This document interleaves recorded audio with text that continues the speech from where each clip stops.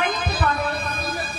একদিন যদি ভগবানের নাম না করতে পারে, তাদের অন্তরে যে কি জ্বালা, কি যন্ত্রণা, একমাত্র মোবাইলে সার্চ করছি এই কয়েকদিন মনে নাই নামটা সেজন্য মোবাইল হঠাৎ করে খুব শরীর খারাপ। আমি যখন হসপিটালের বেডে শুয়ে আছি, হাতে আমার স্লাইন চলছে, গোবিন্দকে শুধু একটাই কথা জানাচ্ছি,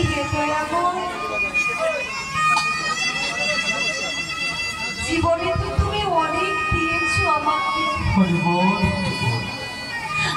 আমার তো চাওয়ার মতো তোমার কাছে কিছুই নেই দয়া। জীবনে তোমার কাছে আমার কিছু চাওয়ার নেই।